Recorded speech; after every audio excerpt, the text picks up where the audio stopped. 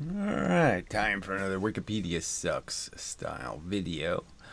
And this today will be about gravity. I'll start a new subject and just point out how wrong everything they edit and claim is the truth.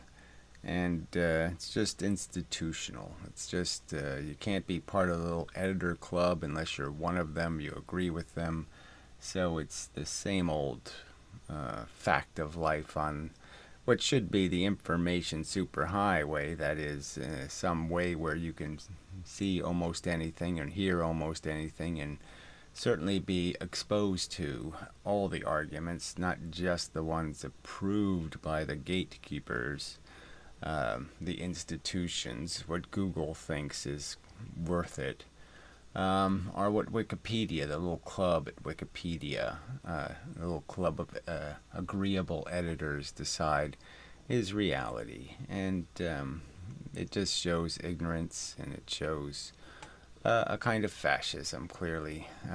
They all think they're right, and they think they have a right to suppress anybody who disagrees, and that's all they do. They're afraid of argument, so they will not even allow you to argue subjects on the talk page, let alone edit anything. Just talking about it offends them, and offends them so much that they will block you for life for defying their commandments. Thou shalt not disagree with a Wikipedia editor. Okay, you just can't do it. And it just ruins the internet, frankly, and it's just all part of the epistemic cultural problem that we allow these narrow-minded and closed-minded institutions to define all there is, the choices we'll have. We get the choice of silly Democrat or rotten Republican, and then nothing else, and that's not good. And you can see it. It's obvious it's not good. Alright, so let's get to it. So we'll start with, this is how it really works, so I'll let you in on it.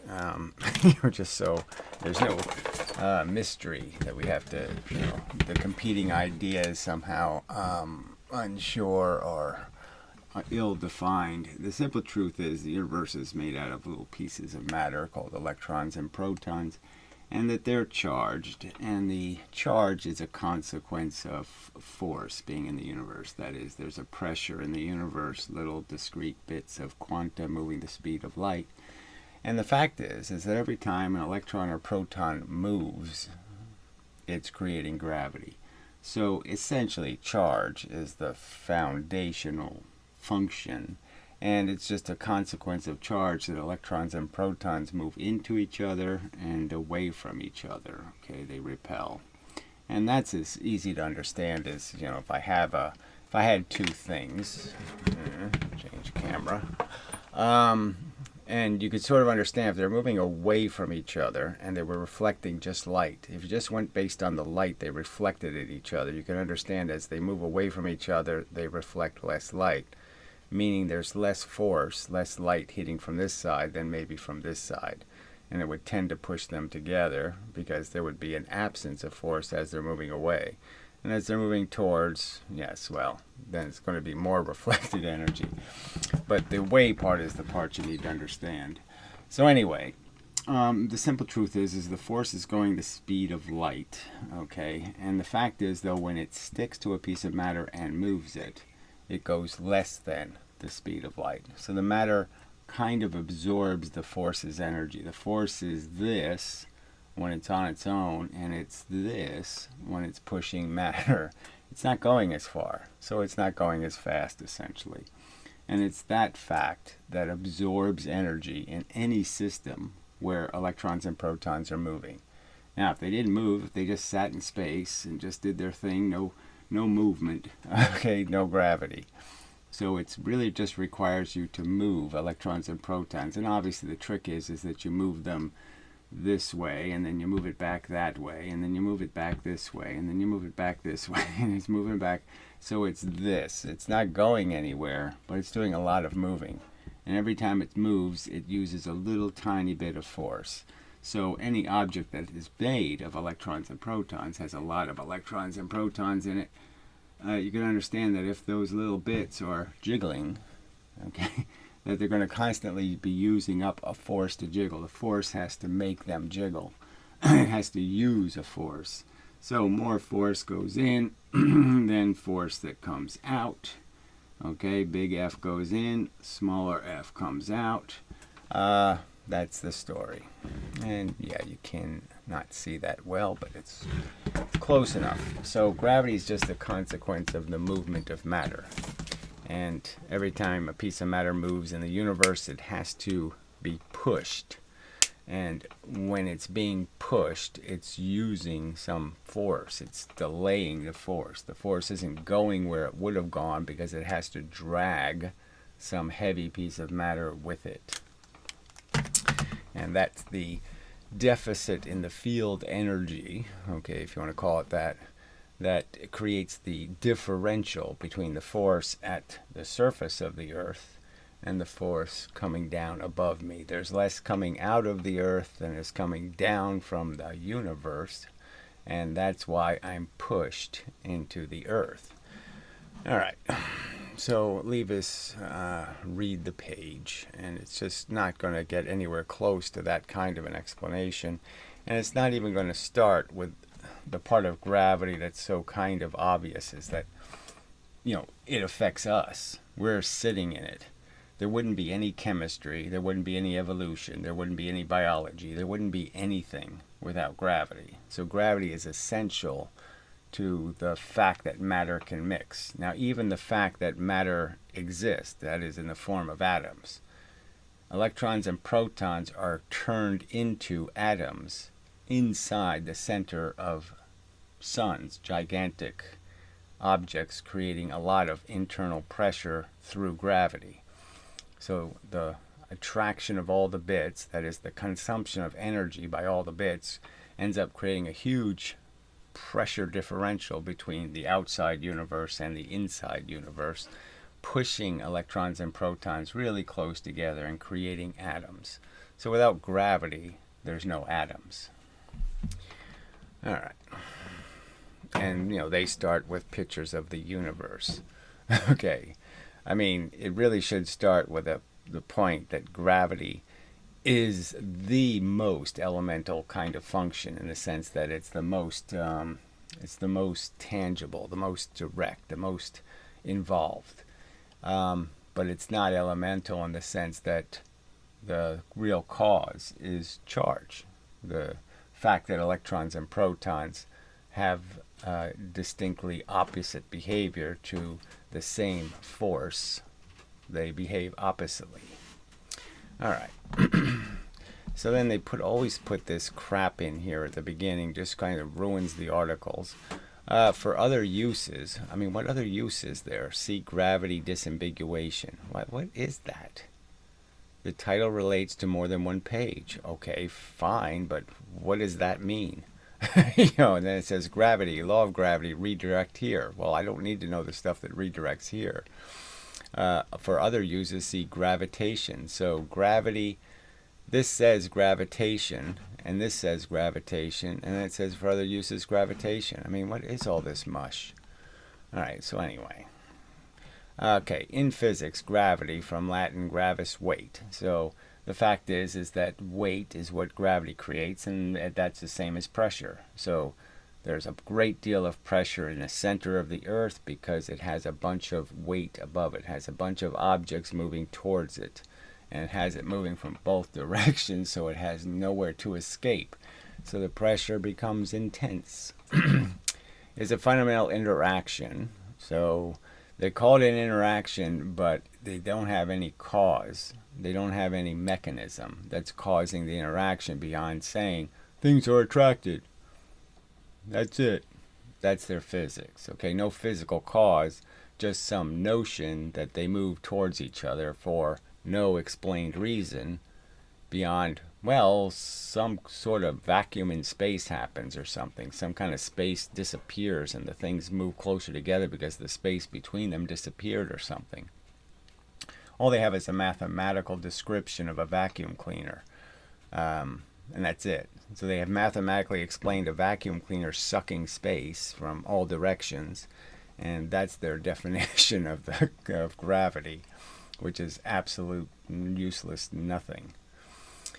Which causes mutual attraction between all things that have mass. So you have to have electrons and protons. If you don't have electrons and protons, you can't have gravity, because it is the movement of electrons and protons that creates the force differential. You use force. Force is used to move you in a direction. The force is used. The force is going the speed of light. It hits the matter. It goes less than the speed of light for the period it's pushing in that direction. Then it runs into more force, pushes it back the opposite way, and then it runs into more force and pushes it the opposite way. And so everything in the universe that's material ends up jiggling in this field of pressure, constant pressure created by a gigantic amount of photonic speed of force type energy. All right, gravity is by far the weakest of the four fundamental interactions. So why would you start talking about this silly comparison? So these silly comparisons basically are, they're going to compare electricity and magnetism to something like gravity when, well, gravity is being caused by charge, and magnetism is also a consequence of the polarization of charge, creating dipoles. And so the simple argument is that's just as silly as saying, well, of course, when a big object has all that empty space in it, right? So we know that atoms are mostly empty space. And so we know that the forces moving electrons and protons, you have to, when you take a bigger object, you have to divide the closeness based on all the empty space that's inside of that relationship. And if so, of course, gravity is always going to be seen as weak compared to, because you're seeing it on the wrong scale. You're not seeing it at the scale it's actually functioning. And you're seeing it diluted by, 99 times. I mean, most of the space that creates the atom is empty space. So you're seeing it diluted by all that empty space. So then they're throwing out these stupid numbers, 10 to the 38 times weaker than the strong interaction. There is no strong interaction, so they shouldn't even throw that in there. It's invented. Okay, so here they call it the nuclear physics and particle physics. The strong interaction is also called the strong force or the strong nuclear force. There's no strong force. Protons and electrons love to go together. They hardly need to be pushed at all. They really like each other. And so you don't need a strong force to create a proton with an electron in between the two protons. That you don't need a lot of energy to do. All right, so that's just bogus right there. Where was it? Strong force, strong interaction. Let me just finish reading that. Fundamental interaction that confines quarks into protons, neutrons, and other hadron particles. The strong interaction also binds neutrons, and that would be a proton. So they've expanded it to talk about quarks and all that crap, but none of that crap actually exists. So that's all made up stuff. All right, that's all because of the 1/2 mv squared equation, that they've made up all these fake particles to balance their energy equations, because they've exaggerated the energy everything has, because they think velocity is squared. So because they made that mistake, everything else gets ruined. But that's a separate subject. All right, now it's 10 to the 36, so now they're going 10 to the 38. So this is in the first paragraph on gravity. They can't do something more real in terms of talking about how this force, this action, this event of gravity, and just talk about how this event is so fundamental to how the universe works. Okay, times weaker than the electromagnetic force, and 10 to the 29 times weaker than the weak interaction. So it's just such a horrible, awful beginning. I mean, this is just a technical pile of crap, and it just depends on how you're viewing it, perspective-wise. Obviously, on the elemental level, the charge is insanely strong, and charge is what's causing the gravity. Okay, the movement of the electrons and protons, every time they move, they're creating gravity. All right. As a result, it has no significant influence at the level of subatomic particles. Obviously, the thing causing it has a significant influence. So the charge, the movement of electrons and protons, that's causing the movement of electrons and protons, right? The charge is causing the movement. The movement of electrons and protons has as their symptom the consumption of force. That means you have a force differential anytime you put a bunch of electrons and protons in a piece of space and you move them. You jiggle them. However, gravity is the most significant interaction between objects at the macroscopic scale, and it determines the motion of planets, stars, galaxies, and even light. So there, I mean, it's such a, and even light, they threw this in.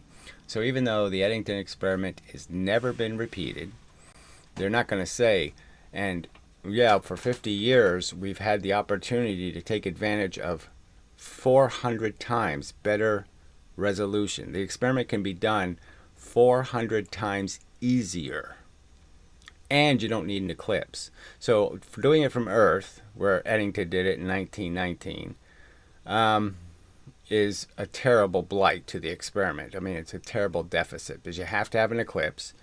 And if the eclipse isn't 12 noon, okay, then you have to go through even more atmosphere and it gets worse and worse. So like a 3 in the afternoon eclipse is just about useless. So it has to be a really good eclipse. You have to have good weather. You have to have all that stuff. And it's still 400 times worse than what you can do from a satellite in space. So for 50 years, we've had junk in space, and they've never even tried to redo the experiment, even though it's never been successfully repeated beyond the margin of error. So isn't this just a statement? You know, even light. So they really never proved that light's bent. All right. On Earth, gravity gives weight to physical objects, and the moon's gravity is responsible for sublunar. So why are they calling them sublunar tides? You know, I mean, it's just, why don't they just say, yes, the fact that the moon also has a gravity, and it also has a pulling force, and that it's enough of a pulling force to change the surface tension of water on the surface of Earth or something. But sublunar tides in the oceans corresponding to antipodal tides is caused by inertia of the Earth and the moon orbiting one another. So there's some sort of technical difference between whether the Earth is going around the moon or the moon's going around the Earth, or what, some kind of nonsense. But obviously the fact that the Earth tilts has a lot to do with it, lots of other things. So why get into tides? I mean, that's a complex kind of subject. Newton spent quite a bit of time trying to describe it, okay? It's not the simplest physics in the world. So again, they barely even started the article. They just basically go from playing some comparison to strong forces and moon gravity. All right, anyway, gravity has many important biological functions. Well, all of them. There's no such thing as many important biological functions. There's no biology without gravity. Just understand that nothing would be attracted, nothing, in fact, would move into each other. None of that could happen because charge is too weak on the big scale. On the big scale, charge can't move anything substantially.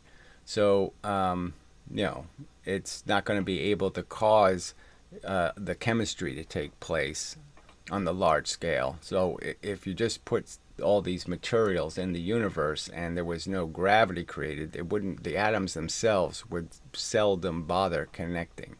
There'd be no pressure pushing them together. They need to be forced into each other. They need to force the puzzle pieces. None of these puzzle pieces just pop into place. You have to always force them, push them. Without the pushing force, there's no chemistry. All right, any helping to guide the growth of plants through the process of gravity, whatever, and influence the circulation of fluids in multicellular organisms. So again, this is really reaching. Obviously, all the crap that's evolved on Earth has evolved to gravity. That is, it's lived in gravity forever. It's completely adapted to gravity. So of course, it would have systems that would be dependent on gravity. So not a big surprise at all. Okay. The gravitational attraction between the original gaseous matter in the universe caused it to coalesce. So this is again their fable. So they're going to tell you this little Red Riding Hood story about how the universe began, and they really don't have any hard evidence for any of this. So why are they talking about it? Why screw up the subject of gravity, which is, let's talk about what people thought it was and how that understanding has evolved, and what has been proven and what hasn't been. But instead they'll just tell us what we have to believe. And we somehow have to believe that the universe did what they say it did, when they don't have any proof that this is what the universe did. Alright, caused it to coalesce and form stars, which eventually condensed into galaxies. So again, they're saying galaxies are the byproduct of condensation, when you could almost argue that galaxies are the things producing the pieces. That crap is being flung from galaxies. Pieces are flying off of galaxies is just as good an explanation. They haven't even proven that one, which way the matter is going. Is it going in or is it coming out? So gravity is responsible for many of the large-scale structures in the universe. Obviously, it's totally responsible for matter coalescing, because there's basically pressure in the universe and it's pushing everything. And as soon as something is pushed into something else, there's no force to push them apart. So they're more likely to stick to each other than they are to bounce off of each other. Gravity has an infinite range. So we know there's no point in using words like infinite, because the fact is it's like particles of light. So you could argue that I could send out light and it could go forever. But the fact is the pieces of light get so distant from each other that at some point in space no photon will ever hit some piece of space. So if I could make an infinite universe, there would in fact be places that after a really long period of time they still haven't been hit. And even if I double that time and triple that time and quadruple that time, that piece of space will never see a photon. So in a sense, the force isn't infinite. So even that's bullshit. Okay, infinite range, although its effects become weaker as objects get further away. So this is the perfect time to just point out that it's like sunlight and many other things emanating from a small point. It is the inverse square law, that by this inverse square law, the force gets 4 times as weak at twice the distance. So every time you double the distance, you quadruple the deficit in the force. Just like light does exactly the opposite. You get closer to the light and the photons are more numerous. Alright, by the same inverse square law. Gravity is most accurately described by the general theory of relativity. So, says these people, okay? Just absolute nonsense. It's not described in any real way. It's just a silly story. You might as well, Einstein might as well just said gremlins did it and then just come up with gremlin math. It's a non-existent force, a non-existent mechanism. There's no energy in the mechanism itself. That is, it has no residue or consequence to the rest of the universe. It's absolutely just closed to this one process. Nothing else in physics can do that. There's no process in physics that can cause some effect that doesn't cause other effects, that doesn't cause other effects. And they've converted gravity into some sort of bent geodesic, and nothing else in the universe does the bent geodesic thing. Everything else does some force has to act. So it's completely inconsistent with the rest of physics. It doesn't fit with their quantum mechanics. And yet they say gravity is most accurately described. Nonsense. Which describes gravity not as a force, but as a curvature of space-time, which is just baby talk. It's just complete gibberish. What is curving the space? How does the object know it's in curved space? What feature of the curved space tells the electron what to do? How does the electron know it's in a piece of curved space? I mean, it's just, it's an invisible man. They might as well just say an invisible man pushes matter towards matter. Caused by the uneven distribution of mass. So somehow the uneven distribution of the mass is causing the space to be bent, and the bent space is causing the mass to unevenly distribute. So you can see it's just circular. And so they talk about bent fabrics and all that crap, but it's all nonsense. Okay, anyway. And causing masses to move along geodesic lines. So again, it's just a drawing of a vacuum cleaner.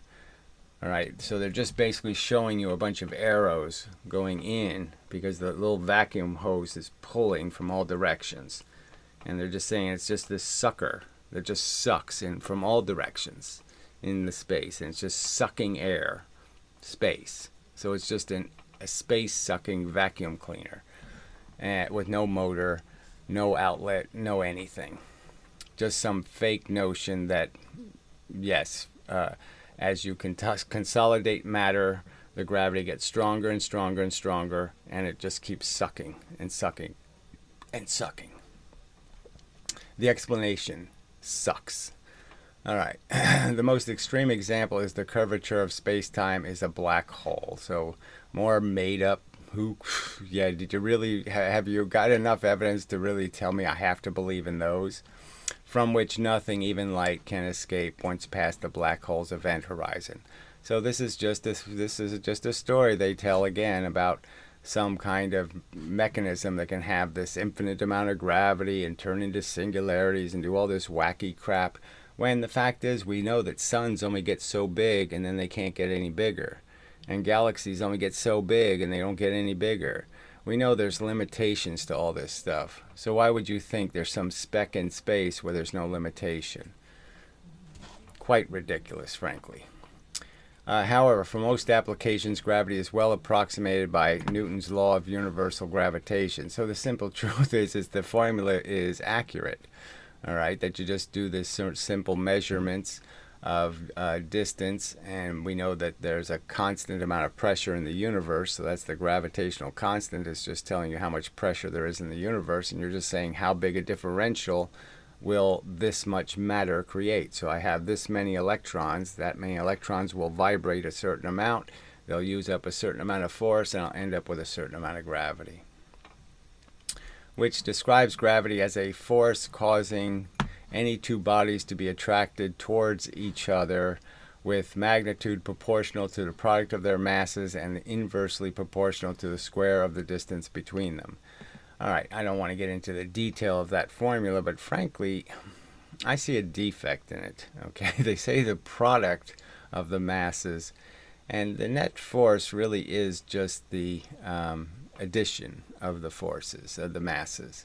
You have a total amount of mass, which will create a total amount of gravity in these two opposite directions.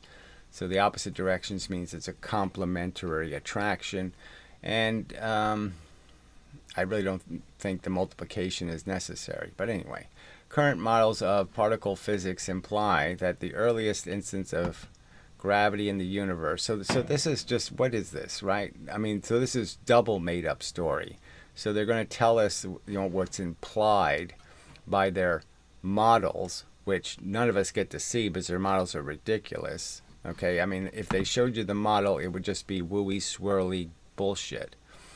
Possibly in the form of quantum gravity. So this is a completely undefined pile of mush. This is where they speculate that there's some thing, this graviton thing or something, that it goes in and hits something, and when it hits it, it makes it move towards it. So instead of pushing it, it somehow pulls.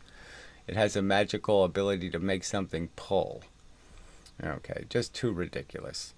All right, forms. Quantum gravity, supergravity are a gravitational singularity, which again is just nonsense. It just assumes that somehow there's an infinite, you can possibly create an infinite amount of gravity, which I would argue there's only a certain amount of pressure in the universe, so you really can't create an infinite amount of gravity.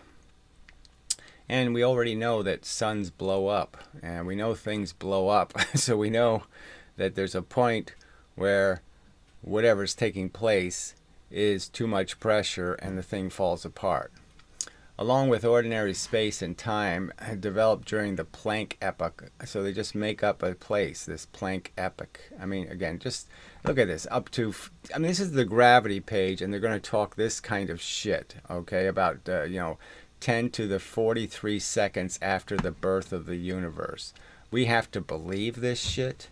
I mean, we're required to think that's real, that they actually know what happened, 1 gazillionth of a second after the first act of the universe? Please, it's too ridiculous. They can't cure the common cold.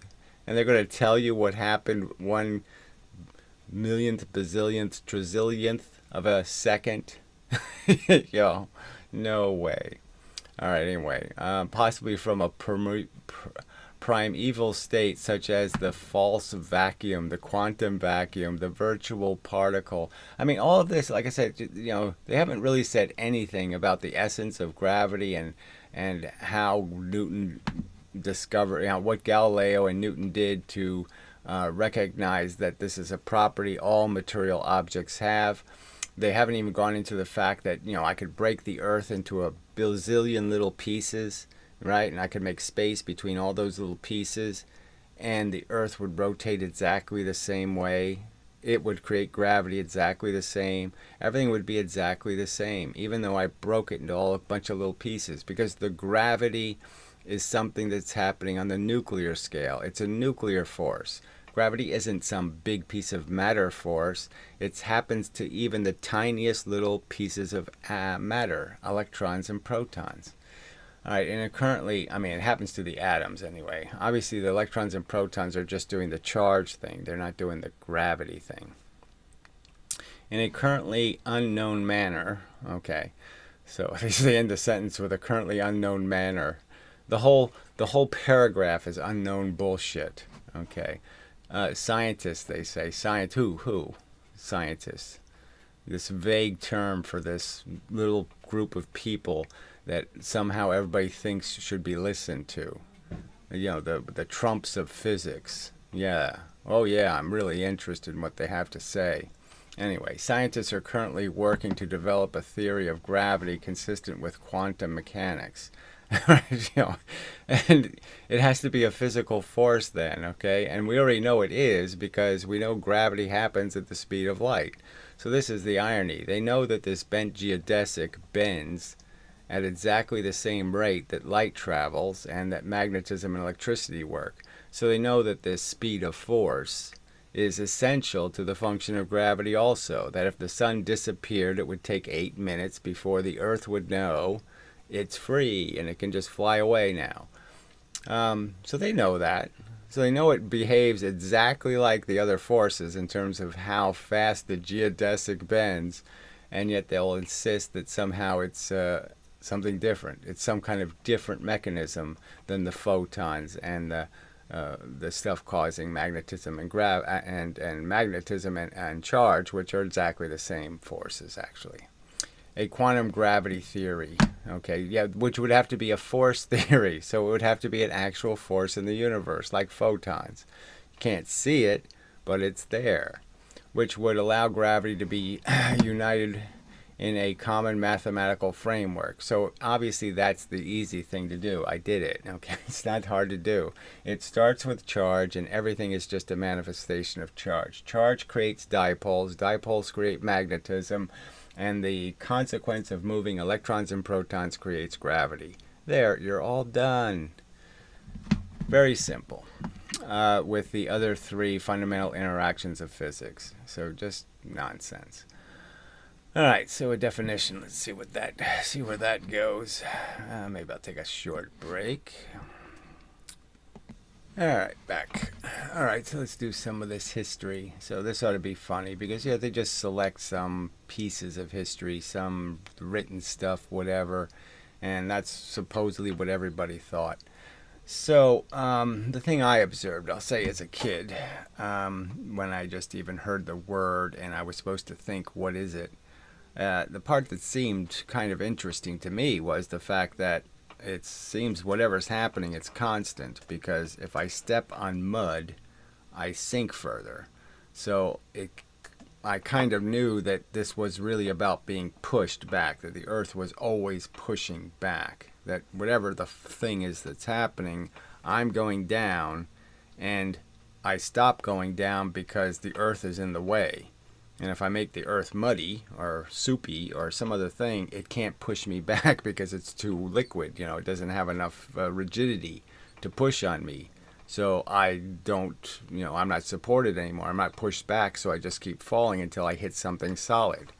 So, I mean, that would be and you're just saying, well, I don't know why the ancients couldn't have at least figured that out. And I think many of them did. It's just that they don't, we don't hear their voices because we only hear a tiny echo of what the past was.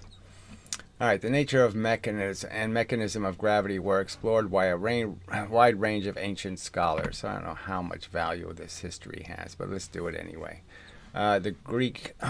In Greece, Aristotle believed objects fell towards the earth because the earth was the center of the universe and attracted all of the mass in the universe towards it, which wasn't unreasonable. I mean, you could just look at the universe and say it's all for us. And so it wasn't an unreasonable to state that it's all falling towards us. All right. He also thought that the speed of a falling object should increase with its weight. Okay. So that seems also intuitive, that it's harder for you to move something up when it's heavier. So why wouldn't it fall faster if it's heavier? A conclusion that was later shown to be false. While Aristotle's view was widely accepted throughout ancient Greece, his view is basically intuitive. I mean, it's just, you don't need Aristotle to tell you so. It's not complicated enough for that. The idea that things fall isn't an observation most people couldn't figure out. There were other thinkers such as Pletra, who correctly predicted that the attraction of gravity was not unique to the Earth. So that's the statement where you're saying, okay, once you figure out the moon is round, and then you say, well, what if it's a sphere? Okay, so it's a sphere. Why are things becoming spherical? Well, the simple answer is how do I make something spherical? Well, I compress it on all sides. So, simple conclusion is that it's got some kind of mechanism that's pulling everything towards the center. Although he did not understand gravity as a force, so who knows. The ancient Greek philosopher Archimedes discovered the center of gravity of a triangle.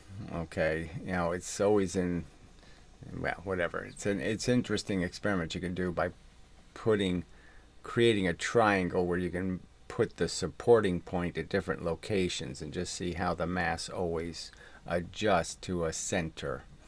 He also postulated that if two equal weights did not have the same center of gravity, the center of gravity of the two weights together would be in the middle of a line that joins the two centers of gravity.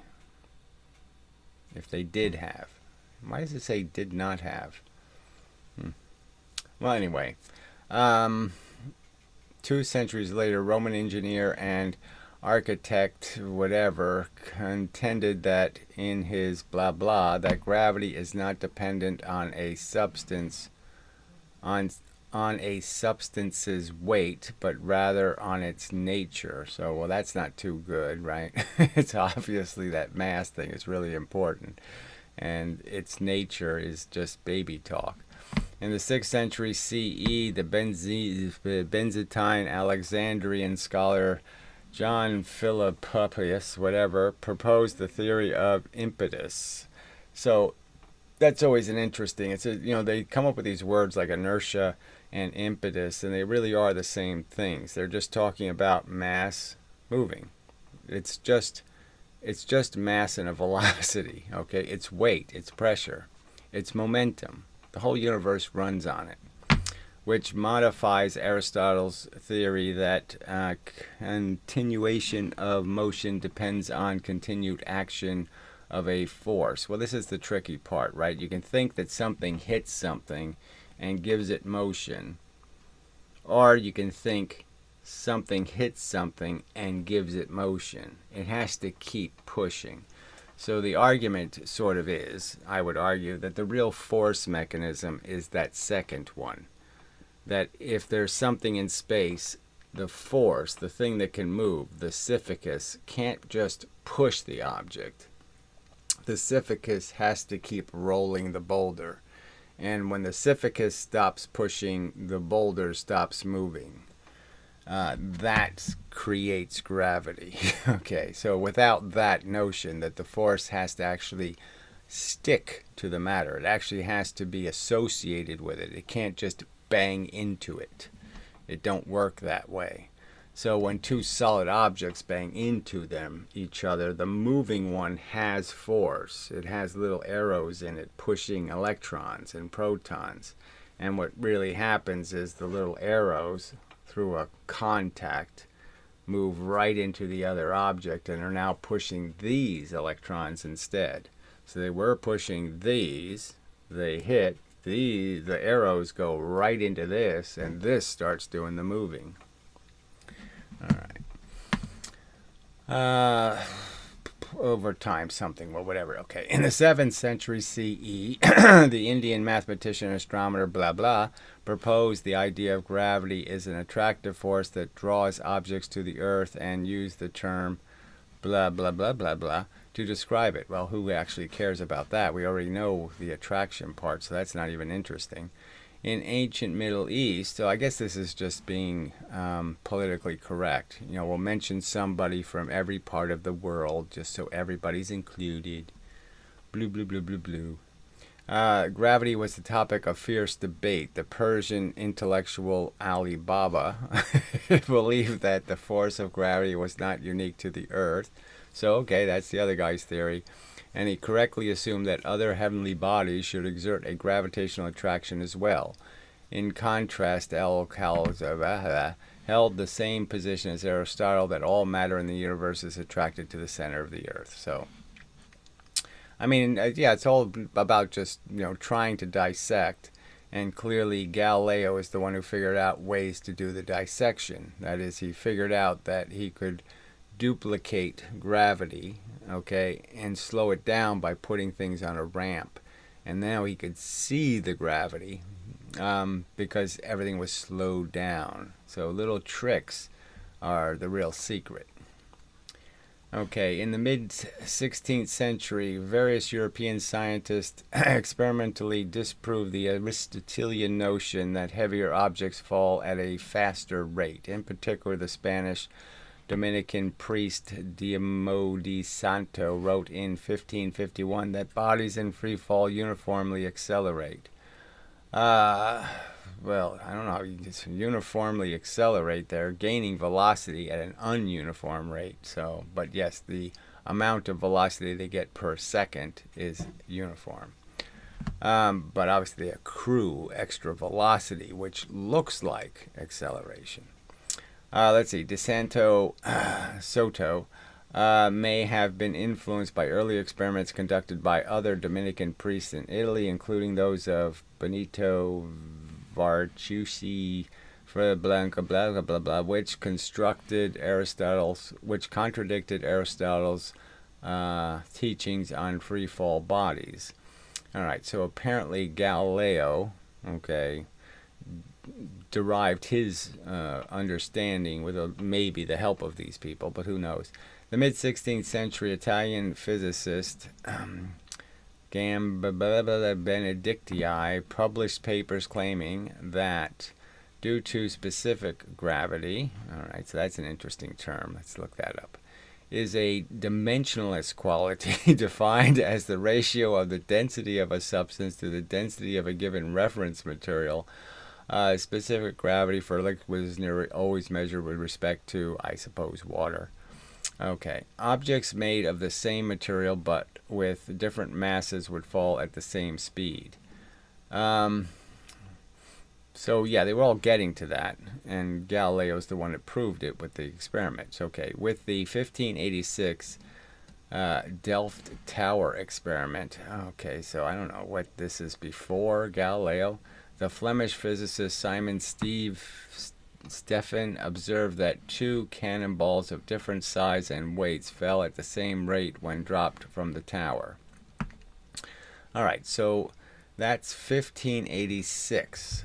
All right, so Galileo didn't invent the idea. Okay, maybe that's the truth. I don't know. Finally, in the late 16th century, Galileo Galilei, careful measurements of balls rolling down inclines allowed him to firmly establish that gravitational acceleration is the same for all objects. Well, he actually did that by dropping crap off the tower. You know, that's where he got the idea that they're the same.